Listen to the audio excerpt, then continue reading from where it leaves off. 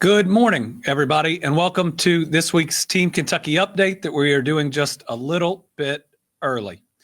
Kentucky's economy has been experiencing record momentum these last 2 years, and it doesn't show any signs of slowing down. Since the start of my administration, we've announced over 860 new location or expansion projects with a total investment over $26.6 billion, new dollars, invested in the Commonwealth. Right now, Kentucky has more than 50 or nearly 57,000 more jobs than before the pandemic. We have not just bounced back, we are marching forward together into a brighter future. A main driver of our recent success is the auto industry's historic move towards electric vehicles.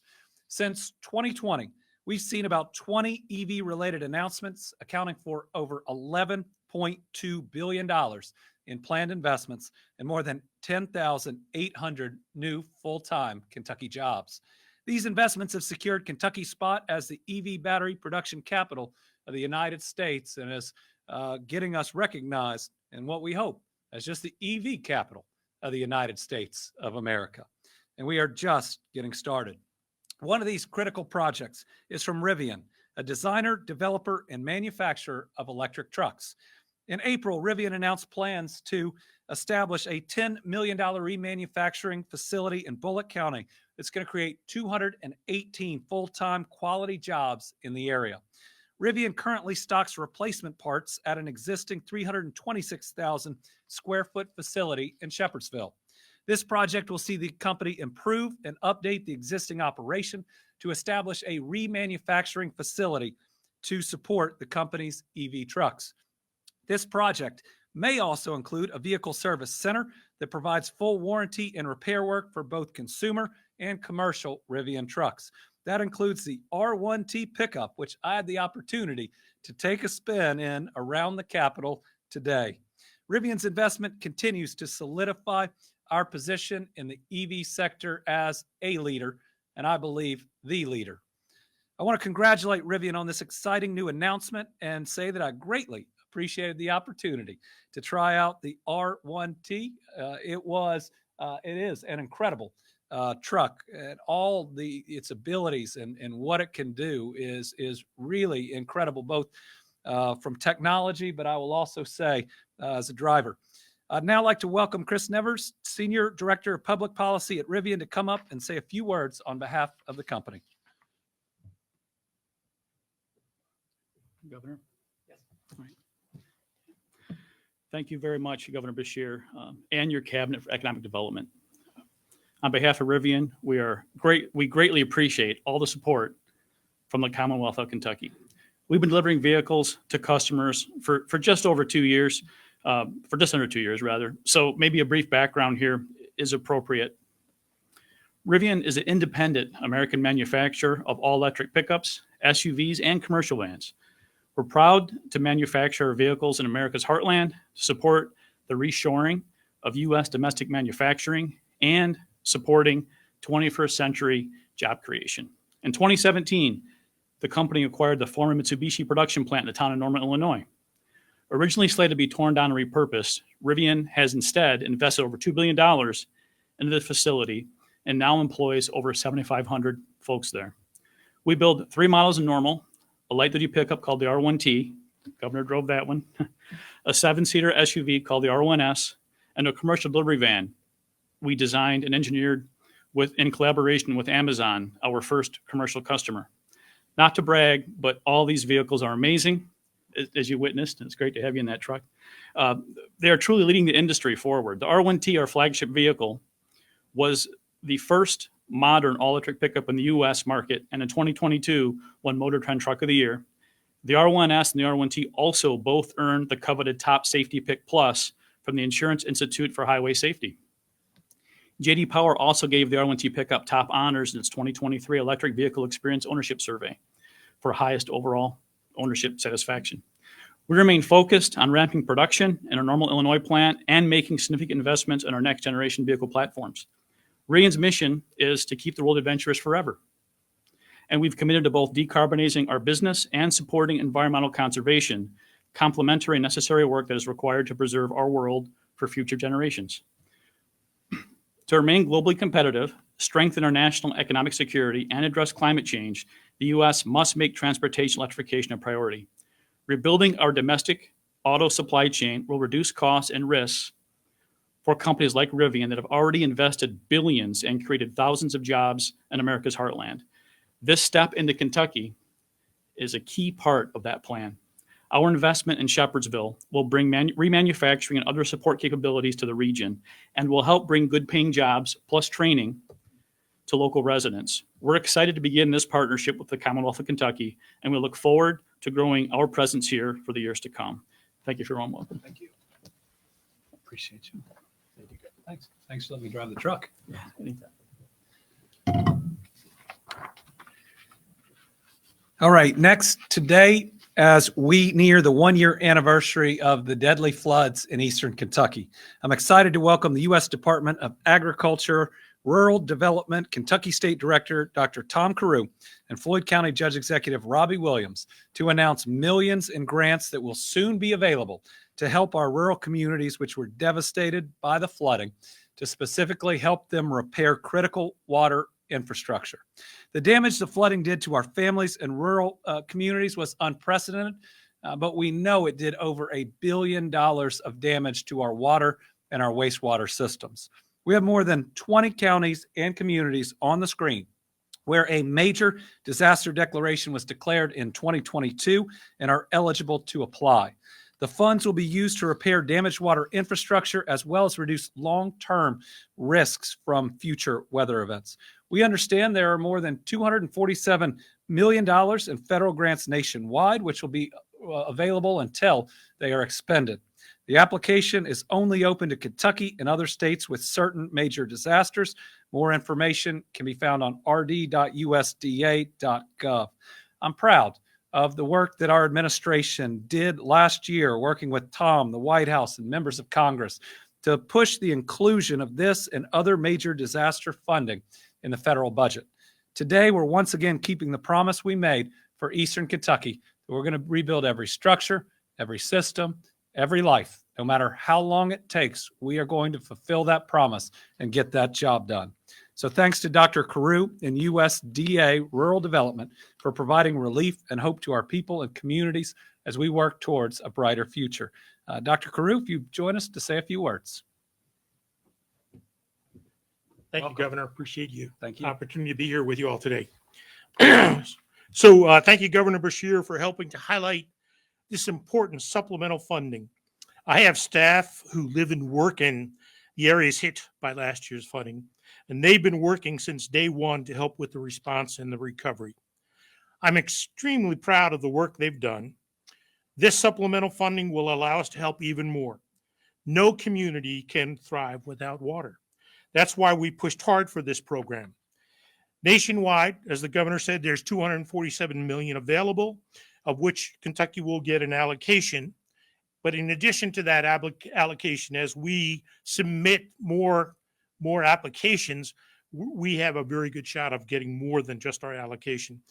A quick couple of points to share about the program. There's no match required. There's no maximum amount. Maximum population of the community up to 35,000, which if you look at all of those counties, that's really not an issue at all. This is just another way that USDA Rural Development supports communities throughout their long-term recovery efforts.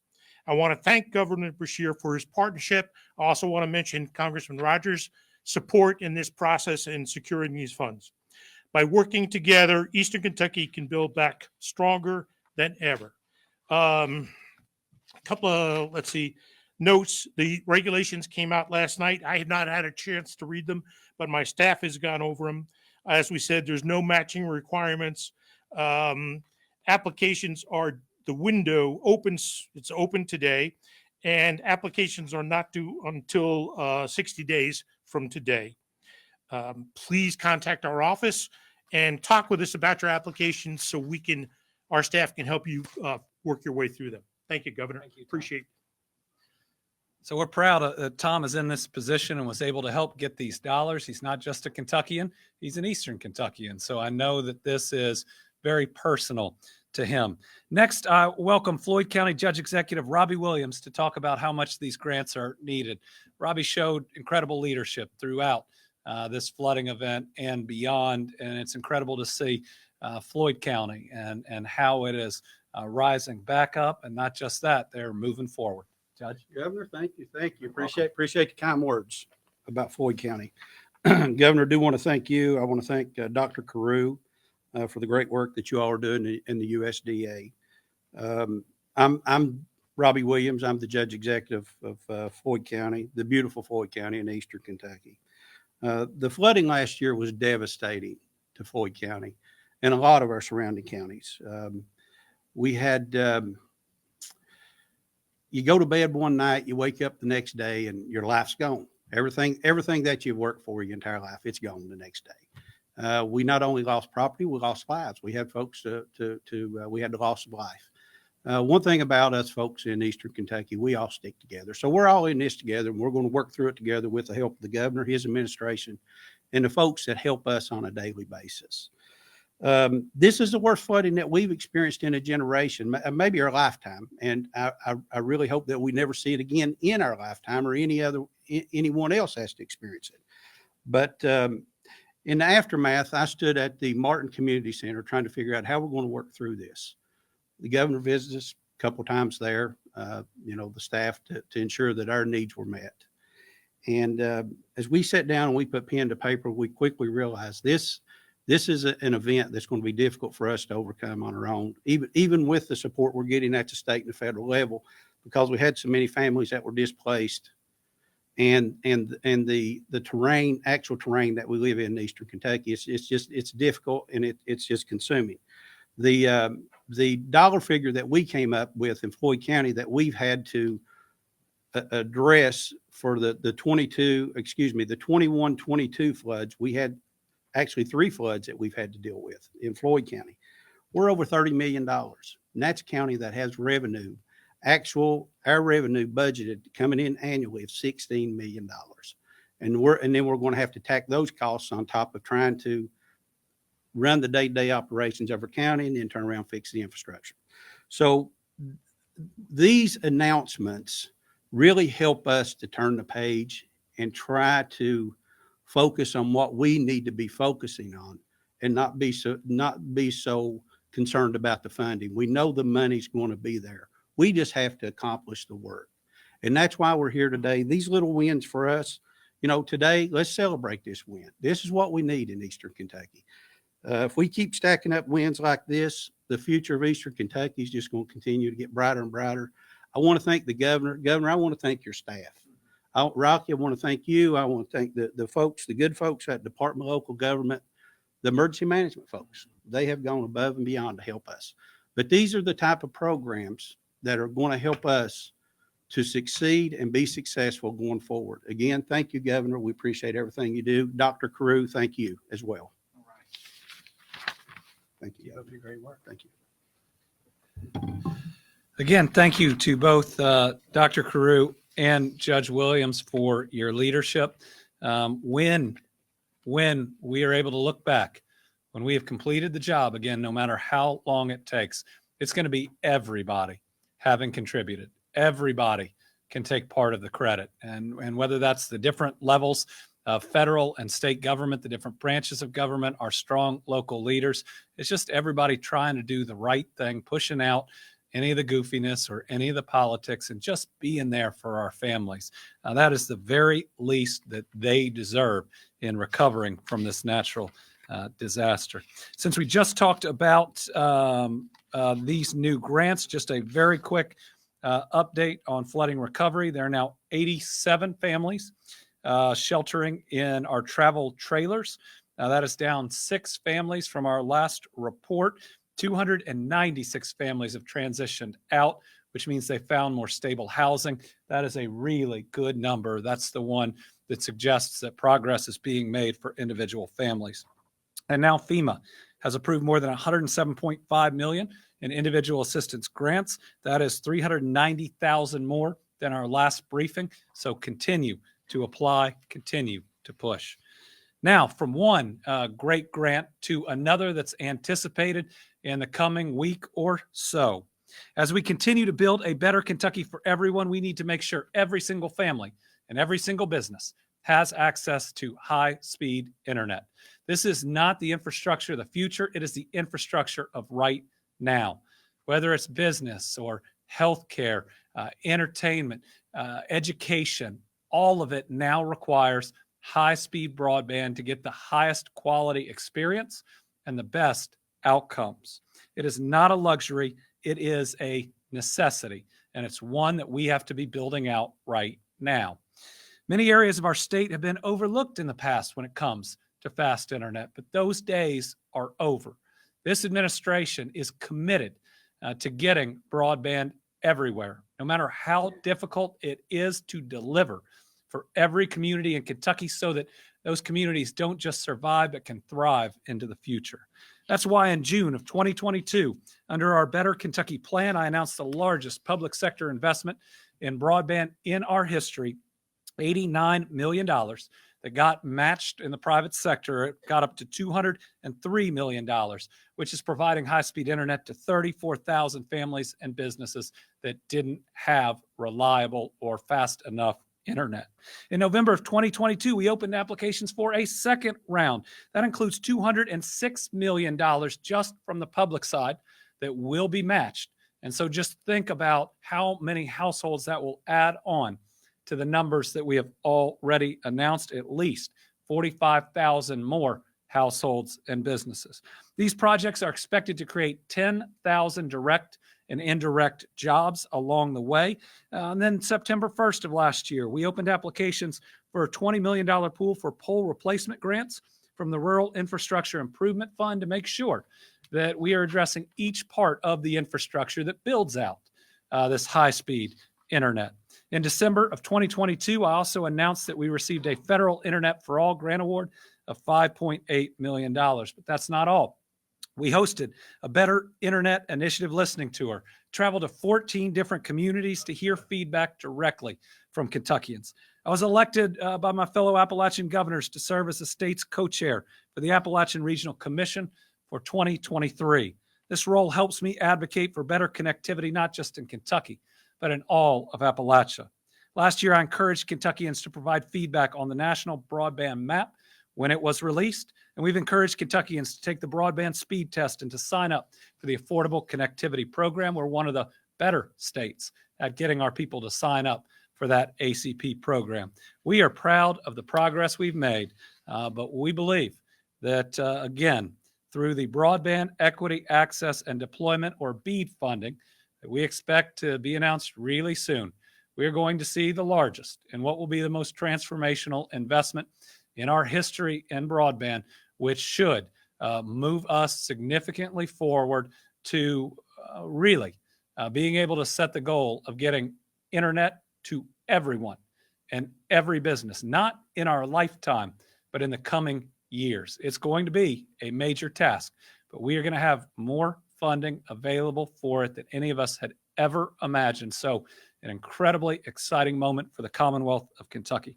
To tell you a little bit more about it, I'd like to invite up Executive Cabinet Secretary and Budget Director, John Hicks.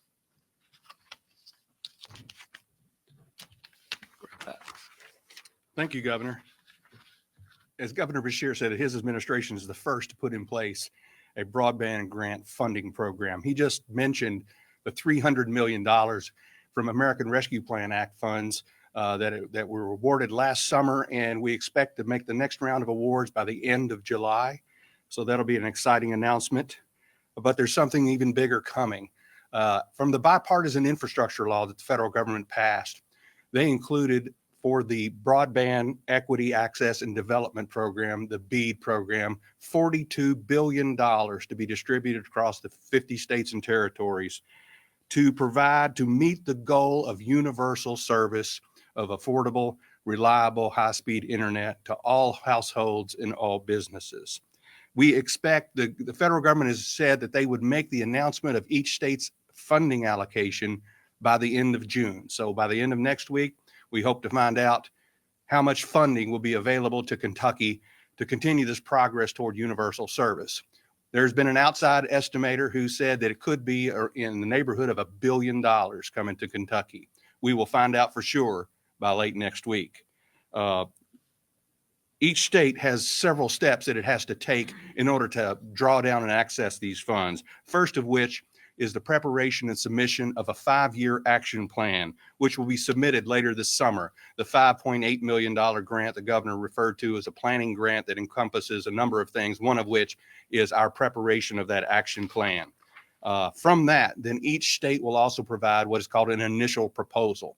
It has certain guidance about what it is we include, and we have some timelines on that, and we've begun the process of working on that, and the federal government has not finalized the guidance on all that is to be included. We expect to see that in the near term as well. Once that initial proposal is approved, they will release 20% of the state's allocation available for broadband deployment projects. So we will be able to move forward with, upwards of $200 million in another round of grant awards once that is done. After that, each state submits a final proposal.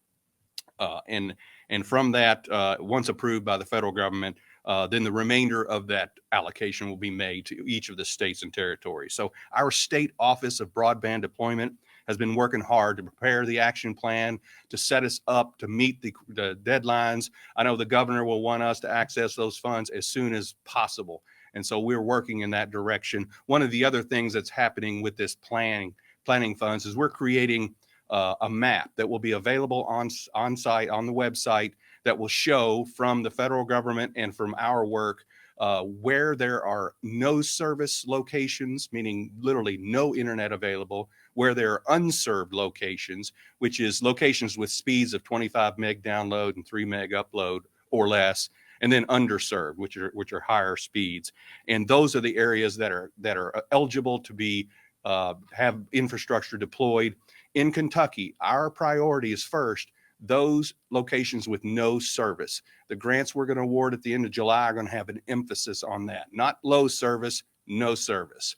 We will also have some grants in there that will provide unserved locations or low speed locations. So very exciting news. Each state is anxious to see how much is going to be available to them, but the goal, both the federal government's and this state's goal, is to act as universal service. Thank you, Governor.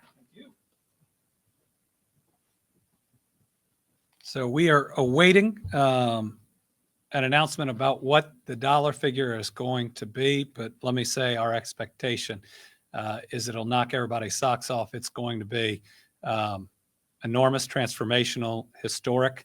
I think all those adjectives are going to describe the news when it becomes official.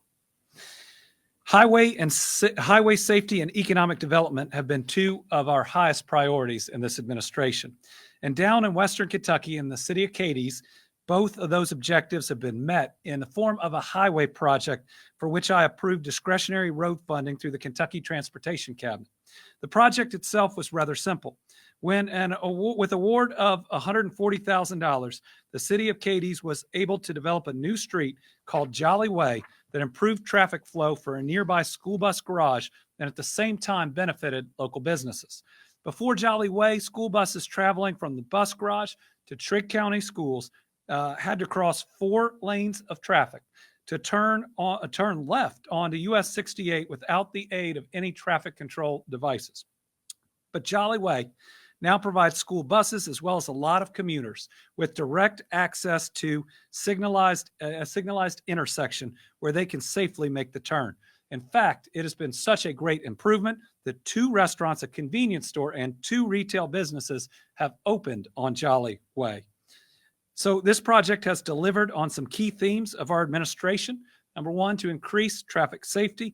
Number 2, to support public schools. And number 3, to boost economic development. We have a video that tells the story of how something that some may have thought was small can make a big difference on a community.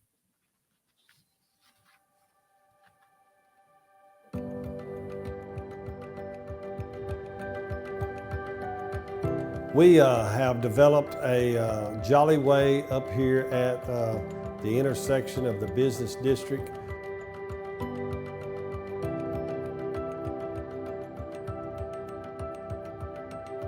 Before we built Jolly Way, The buses would have to come out of the bus garage and go out across the road. Every bus had to cross 4 lanes of traffic to get to the school system to load students in the afternoon. So anytime you have buses crossing that many lanes of traffic, it just poses a safety issue. What drivers will be able to do now, they'll proceed to the stop sign just up the road and then to the stoplight where they'll be able to use the stoplight to cross a major highway.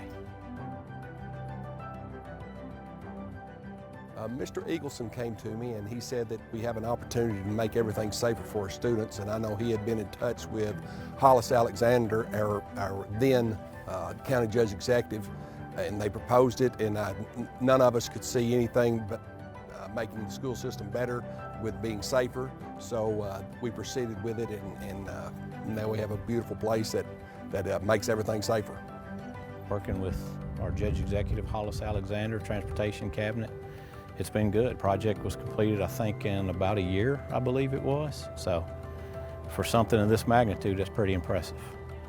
It was a very good experience. I mean, it was seamless and flawless, and the project itself was built in a timely manner, and we couldn't ask for any more, really. Looking at the project, it turned out perfect. We have had 5 businesses come in. The response of the community was overwhelming. We had a lot of praises. Overall, it was a great asset to the city of Cadiz.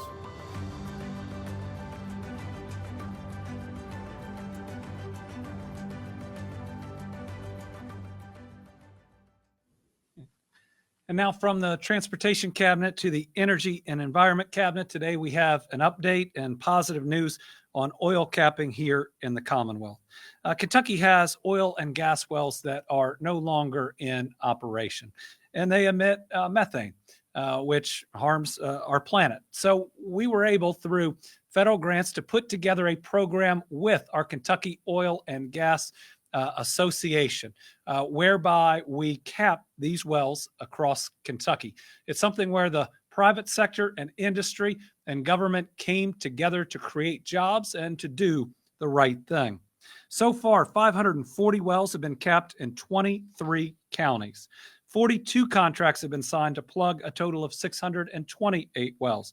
And through the initial grant, we have the potential to cap up to 700 wells. This is great news, and to my understanding, Kentucky is leading the nation in this effort. We work to be prepared to launch it quickly, and the work that we have done, I believe, exceeds and significantly exceeds that of other states.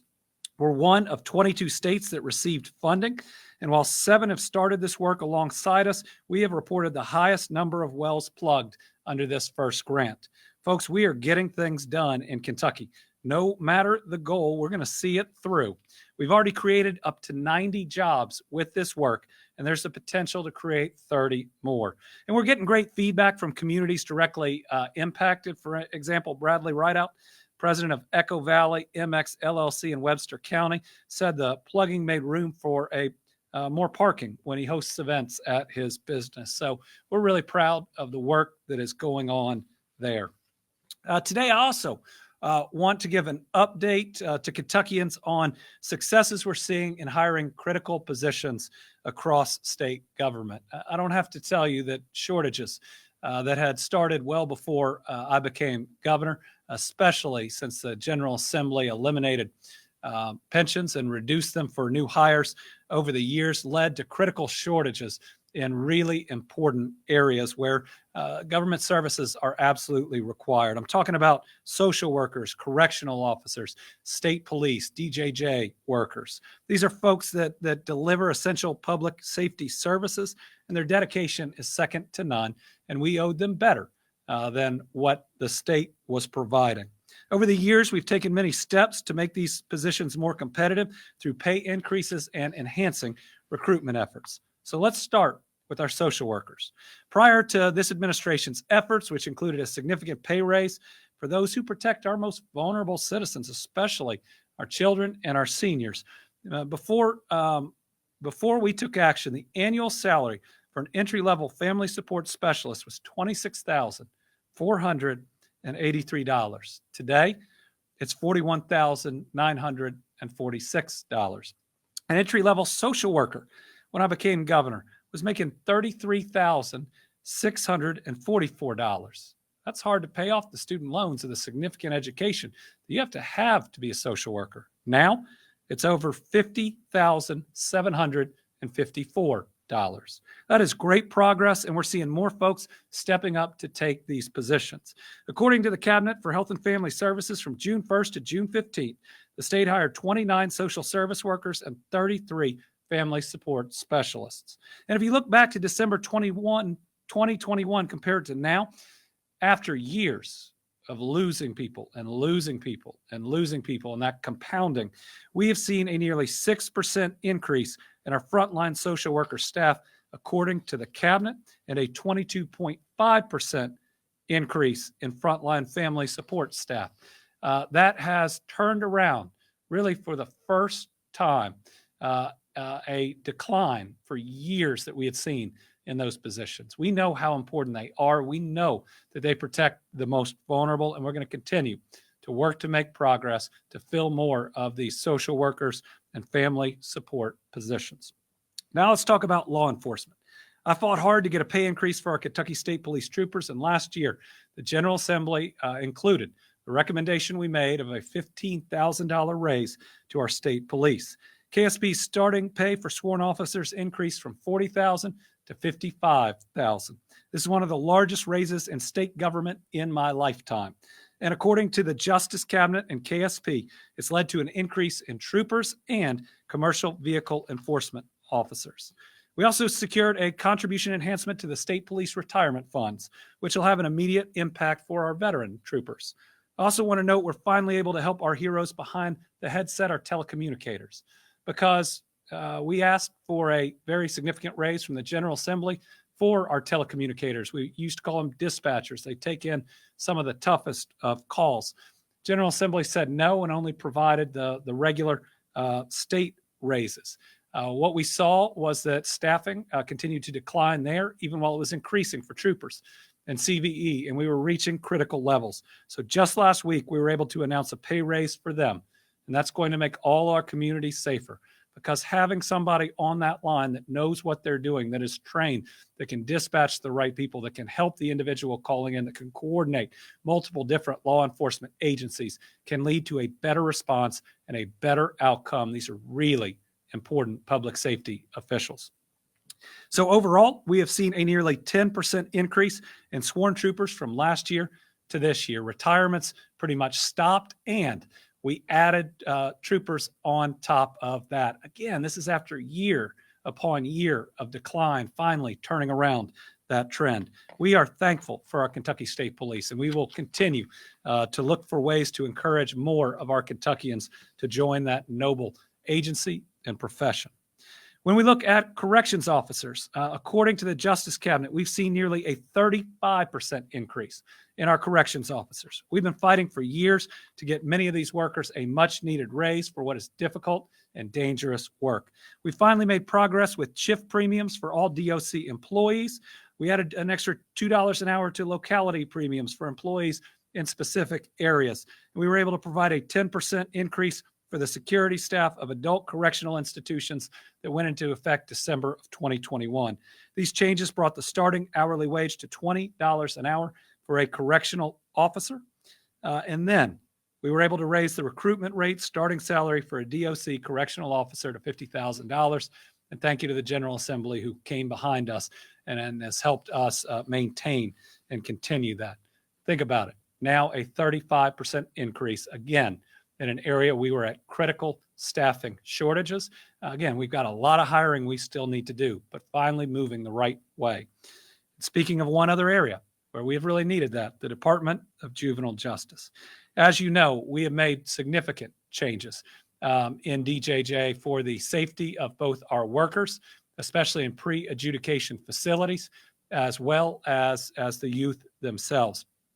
One of the main things that we have needed to do was increase our staffing. It had gotten so low that we were asking people in corrections and other areas to volunteer certain hours. The Kentucky State Police were coming in and taking different shifts. I shouldn't say volunteer, fill those shifts. So in 2021, I was able to provide a 10% raise within personnel guidelines to our folks working in a security position. In a little over 12 months, we've taken the necessary actions to drastically increase pay for DJJ youth workers from $30,000 a year to $50,000 a year annually. And now we're seeing real results. According to the Justice Cabinet, we've seen a 46% increase in our Department of Juvenile Justice Corrections workers. That is really important. Listen, we just had to take a step because of staffing shortages in Campbell County. So we are not out of the woods, but to see us move from a year over year decline to a 45% increase, again, is changing the trajectory, is moving in the right direction, is doing what it takes to build that safer Kentucky. So progress is being made. And finally, our Team Kentucky All-Stars. This week, we're celebrating some pretty incredible Team Kentucky All-Stars. Just a few days ago, it was reported that a Louisville man was in Shelbyville swimming in a local lake when he suffered a heart attack. But thanks to the quick action of 4 Eagle Scouts and local lifeguards, Bruce Otto is alive and with his family today. As reported by WLKY, Otto said, "I'm not sure the English language has words for the depths of gratitude I have." This all took place at Camp Crooked Creek, a summer camp for kids involved in scouting and other organizations. These young Kentuckians bravely jumped into actions and saved a person's life, and we are forever grateful to them. So today, I'm proud to name the entire Camp Crooked Creek staff, especially the aquatics team, as this week's Team Kentucky All-Stars. Great job. All right, today we have 1 journalist in studio and 3 on the line. So we'll start here with us today, Tom Latek. Thank you, Governor. Good afternoon to you, squad. Actually, good morning. So, if you want to answer this, or Director Hicks is still around and can answer, how are we able to determine that Kentucky could get $1 billion in this grant? You know, if it's $49 billion overall, it's kind of rare that we get 1/50th of anything from the federal government. Yeah, right. There are outside entities who have expertise in broadband who have been monitoring the Federal Communications Commission's map, because that is going to be the basis for determining how many unserved and underserved locations there are in each state. So they've continued to make estimates, Tom, about what Kentucky might get after kind of synthesizing the information. So it's an estimate, and I believe at 1 o'clock at one of the legislative committees, there's going to be a gentleman who's involved in one of those estimating who's going to be testifying. And one of the reasons we expect to get a significant amount of money from this is the hard work of local officials of our new broadband office that, again, went around the state and has worked with judges and mayors to make sure they are looking at the maps and that we are correctly identifying areas that we do not have service, because the FEC puts out a broad map and it may say that in your area there is service and there's not.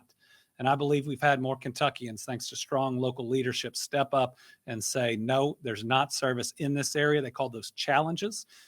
We believe a lot of them have been successful, and because of the work of, again, hundreds, if not thousands of people, there'll be more money coming to us. All right, next we'll go to Austin Horn.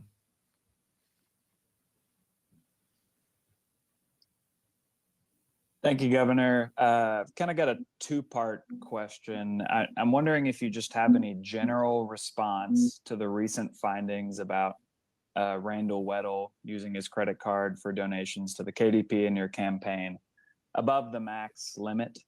And also, General Cameron's office just an hour or so ago sent a letter to the FBI asking them to investigate the matter. And I'm wondering if you have any response to that. Well, I've made a practice to not talk about campaigns or politics at this podium, but every election I've been in, I have advised and required that my campaign follow the letter and spirit of every campaign finance law. And when any situation arises, to address it with transparency, to do what's right, and to work directly with the regulators. My understanding is that the campaign has met each of those requirements, worked directly with KREF, explaining everything they knew about the situation, and worked to remedy it, again, directly with the regulator. That is an open, transparent way of trying to do what's right. Karen Czar, WUKY. Good afternoon, Governor. Thank you for taking my question. Gender affirming care bans have been struck down now in Arkansas and Florida just in the last 2 days. And I think by total now 5 states, bans have been struck down. What kind of precedents do you believe this sets? How will it affect or impact, do you think, what could happen here in Kentucky? And what is your reaction? Thank you. Well, first, I believe that every child is a child of God, and we should approach any situation, especially with our children, with empathy. I believe that Senate Bill 150 stripped away the rights of parents to make medical decisions for their children. Now, I hear the General Assembly claim they're for parents' rights, but they took away every choice a parent has in this area for their kids. Now, they want to focus on some of the most extreme areas that don't happen. But what they took away are basic medical decisions for parents to be able to make. I believe that we all want to do what's right for our children and that we should be able to make those decisions. And I think you are seeing that in these decisions around the country. Joe Sonka, Courier-Journal. Thank you. I also have a question about Randall Weddle. Do you personally believe that he should be prosecuted for $200,000 of possibly illegal straw donations, which your campaign and the KDP discovered and refunded? Do you think he should be prosecuted for that? Well, my understanding of the situation from the campaign is that what you just told me is not accurate, that it wasn't discovered by a campaign, but it was brought to the campaign by those donors that expressed a desire to remedy the situation and then went to the registry to try to do that. So I don't believe your factual predicate, at least from the memo that's been put out by the campaign that handled this situation, is correct. Okay. Thank you all very much. We'll be back next week with our Team Kentucky update. Thanks again.